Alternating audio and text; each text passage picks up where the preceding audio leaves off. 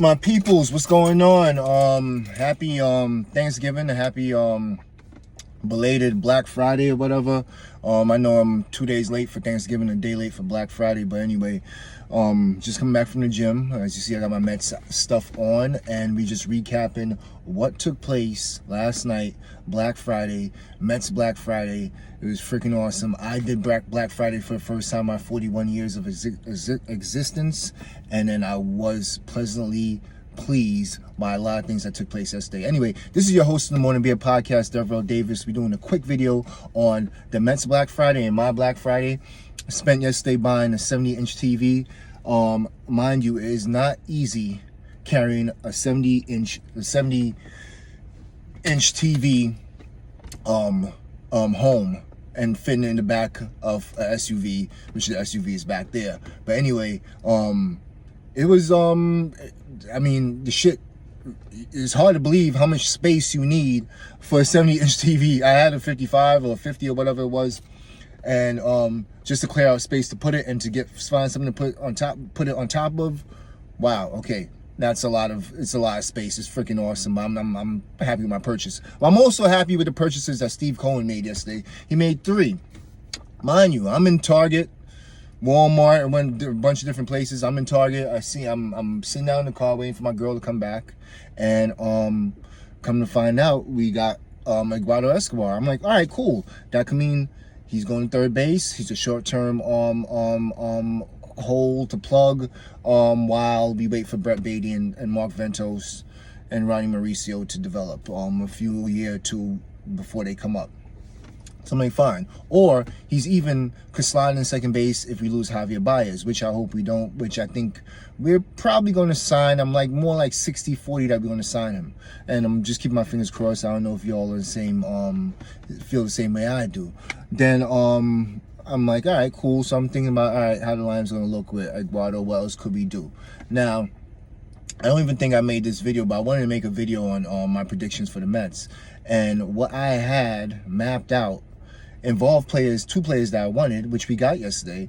But I was like, there's no way we're going to get 2/3 of Oakland's outfield, which we end up doing. We got Canha, who I liked as a replacement for Conforto, because he's a right-handed power bat. Let's not say power bat. He's a right-handed on-base machine. He's going to get you anywhere between 50 and 20 each year, which is good, fair. He's going to drive in close to 75 if he's playing well, but he's going to get you at least 60.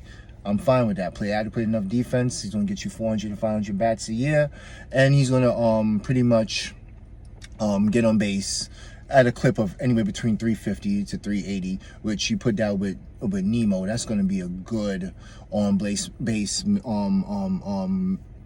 type of players to put there. So he's going to get on base, which is going to make our RBI guys a lot better. So I said, let's get Canha, but I thought that was probably not likely. I'm feeling that's something that's, probably my thinking, but not the Mets thinking. But then it ended up becoming the Mets thinking, which was freaking awesome.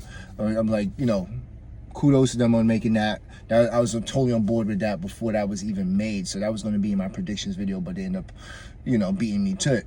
Then I said, let's get the best center fielder on the market. This guy, we have been romanticizing him and flirting with him as far as getting him to play in our outfield for years. When he was on Pittsburgh, when he was on the Marlins, and the Bullpens never pulled the trigger. Brody Van Wagner never pulled the trigger, but we got Billy Epler pulling the trigger.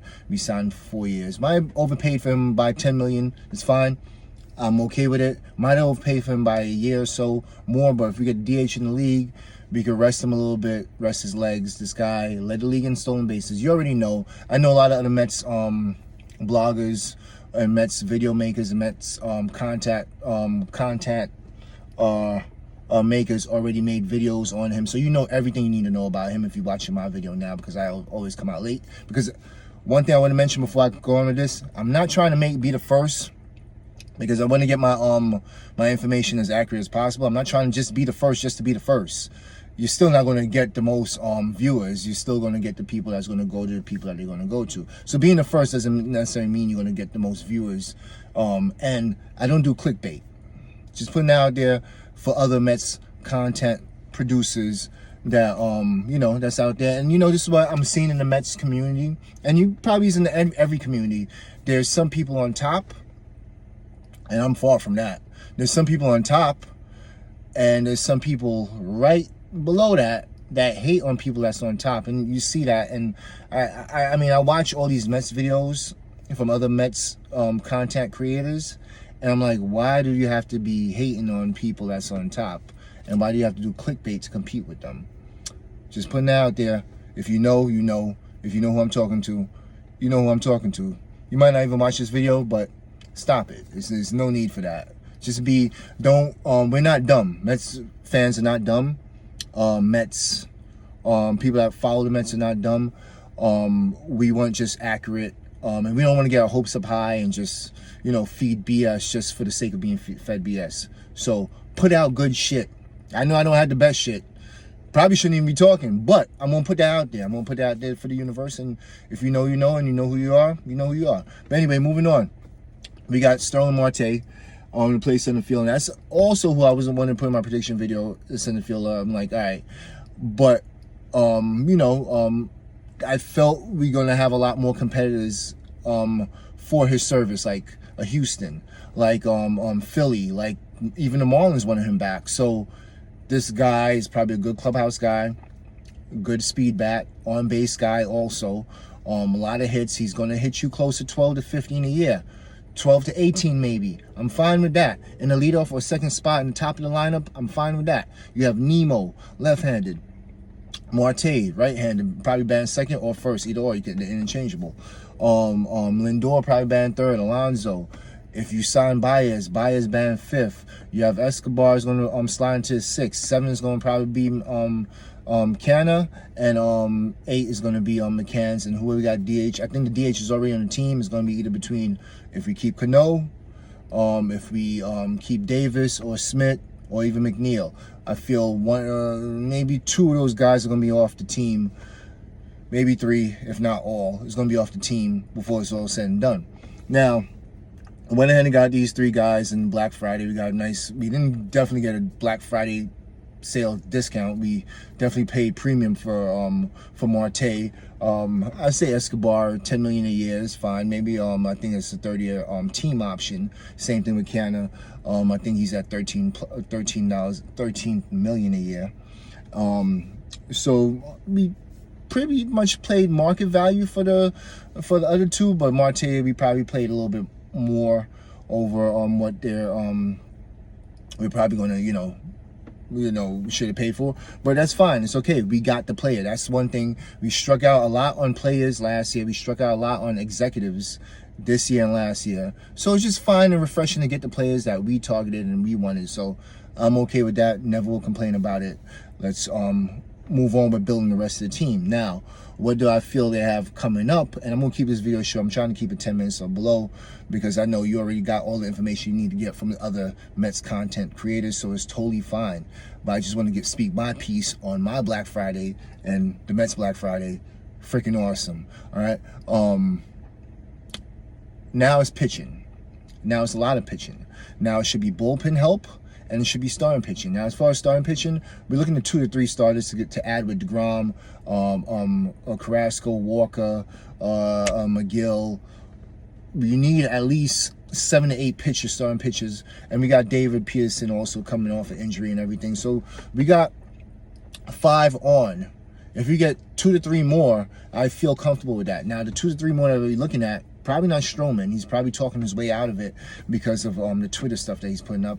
Like I said, stay off of social media. I never believe that's ever healthy, especially if you're in negotiation for a contract. Leave it alone. But anyway, I see Gossman, not huge on him, but he doesn't give up he doesn't come with a qualifying offer and give up a first round pick, so I'm fine with that if we sign him to be a second or third starter.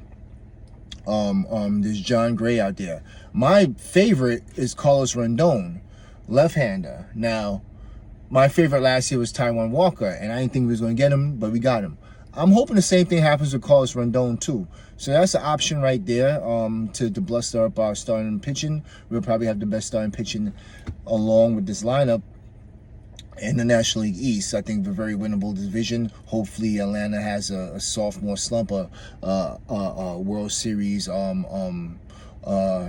slump after. Philly's just a Philly. They might sign Chris Bryant, though. I think that's an option for them. I think we're out of running for Chris Bryant as it stands right now, unless we lose Baez. Marlins are up and coming. I'm worried about them. If they get some bats, if they get Castellanos, maybe a shortstop like Semien or even Baez, I think they're going to be an issue. Washington, they're down and out, but those are teams that always mess with us, the down and out teams. We always play down to their level, so we need to be a lot better than that. All right, bullpen, a lot of help we need there.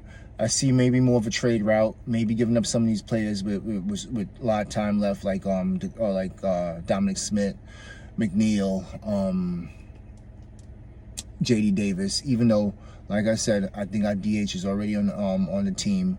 It might be one of those 4 players right there. So whoever we don't give up, will slot in as our DH, I'm assuming. So I feel we're gonna pretty much go that route with these players. I feel our bench, if we go to DH route, it's going to only be like a 4-man bench maybe. So I'm seeing something like Nito, Guillaume, maybe Nick Plummer. He's going to be a 4 outfielder. I'm fine with that. And maybe to pick up another player. I'm totally on board because there's versatility, because he's a switch hitter also, of re-signing Jonathan VR. I know he clicked up a lot with Lindor and Baez when he was here, and they had their own little thing going, and maybe that wasn't the best thing for team morale, but I'm fine with signing him. He did play well for us, and hopefully he could play well for us going on a little bit further after that. So I'm going to keep it short and simple, man, because I want to go upstairs and eat. I just finished banging out in the gym, wearing my Mets stuff and enjoying the Mets glory. Hopefully we got some more to come. Hopefully we got more another video coming up for you real soon with another player signer. Hopefully we get information on Gausman and Baez by the end of this weekend. The deadline is coming up real soon, December 1st and December 2nd, as far as the lockout. I'll definitely do a lockout video. We can sign as much players as possible before that deadline comes. Also, tell me what you think about Max Scherzer. I'm not dreaming on that. I'm not banking on that. But a lot of these other guys are talking about it. I'm not into pipe dreams or playing, like shit like that's going to happen. But if it does, gravy. But I just don't think it's going to happen. But anyway, I'm your host of the Morning Beer Podcast, Eduardo Davis. This was a quick video on the New York Mets Black Friday. You like, subscribe, share, tell a friend. Peace.